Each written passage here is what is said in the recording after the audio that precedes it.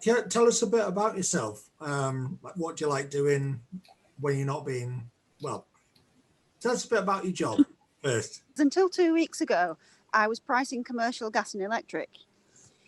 Um, I've always wanted to get into property, but never. I've always got knocked back. So yeah, getting this chance was amazing. And yeah, within 2 weeks, I've done property move out inspections and viewings, and just been thrown in basically, and I'm loving it. I do absolutely love just to wander off with my dog and just absolute quiet in the countryside, and just chill out. So, can you tell us about the challenges you faced this year? Yeah, I mean, obviously, I think the biggest one has been the lockdown thing. Mm. I was working from home and expected to still do my job as well as I was in the office. Yeah, I'd got a 9-year-old boy that I was supposed to homeschool and keep from getting bored and keep from disturbing me. And yeah, it was it was a nightmare, to be fair. It didn't work. Let's just say, education had to take a slight backseat for a little while, because you can't do everything in one go. It just wasn't working out. And you mentioned health condition. I didn't know at the time, which is why it probably took me so long, but I do have dyspraxia. I only found out 3 years ago. How does that affect you? It is a lot to do with coordination. So for me, it was for a long time the fact that I couldn't change gear without looking at it. And when I looked at the gear stick, I veered left a bit. And so obviously they said, oh, you can't pass because you can't be all over the road every time you need to change your gear. So yeah, that was in existence for quite some time, that I could not coordinate all the things required to get the car safely from A to B. So yeah, but we got there in the end. And do you think that's affected this year with your childcare and the homeschooling? And I would say so, because obviously it's multitasking, and I don't think I can sort of focus my brain properly on multiple things. I focus on sort of one thing, and it's generally the one thing or person that's shouting the loudest. So in this case, it was work, obviously, because I've got a boss on the other end of a phone that's, have you done the X, Y, Z? So it's just like, it's like putting a game. Yeah. And you've got this one big plate that's about to drop, so you focus on that big plate. It was only that my daughter was diagnosed with autism that we started to say, hang on, you do that. Maybe So we sort of went down the route. NHS said, no, there's nothing wrong with you. Goodbye.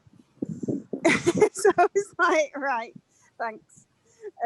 So I decided to go private. And although that was £400 and odd, which was possibly a bit of a gamble, because what if there was nothing wrong with me? But no, she said straight away, I was in there 10 minutes. She said, I know already. But she had to go through all these tests, because obviously you're paying somebody to do something. They can't just say, well, I don't need to, give me your money, but yes, you are. So yeah, it was a heck of a day. It was very, very draining. But yeah, she said, there's absolutely no two ways about it. It is dyspraxia. It was sort of the whole last 39 years kind of added up, because it was like, well, yeah, I was that kid that didn't catch the volleyball and got whinged at. I was that kid that everyone didn't want to sort of be around all the time because I wasn't cool enough. My skirt wasn't short enough, or I didn't look like they did. Or so yeah, I mean, it all sort of slots into place now. Do you think it was a struggle with your daughter as well, having autism?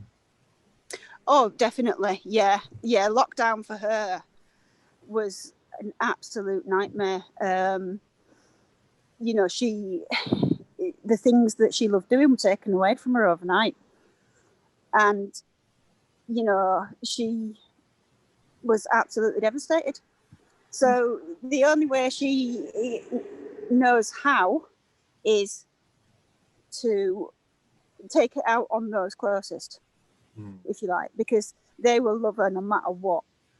They will not ever turn their back. So we all get it, basically. The whole family just, yeah.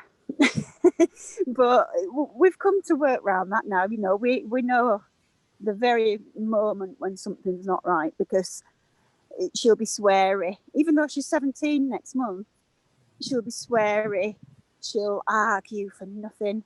And you'll just know, and you'll go, right, and we need to talk. What's wrong?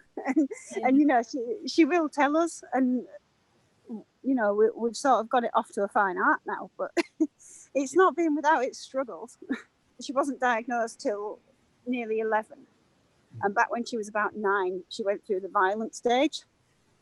So she'd just, you know, she'd try running away. She'd hit, throw things, which was a very, very difficult time. Lockdown has kind of taught me that, you know what, just down tools and relax.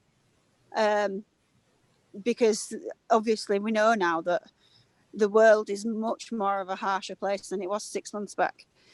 And yeah, I've sort of learned over lockdown to just relax and just to go, right, I need out with my dog. I'm going out with my dog. Whether there's washing, whether there's hoovering needs to, I don't care. You know, I need this time. So yeah, just to take the time and chill, not live life at 100 miles an hour, because it's not worth it at the end of the day. You know, I mean, yeah, people say you only get one chance, but then again, you only get one chance to be well, don't you? If your health isn't there, you've got nothing. So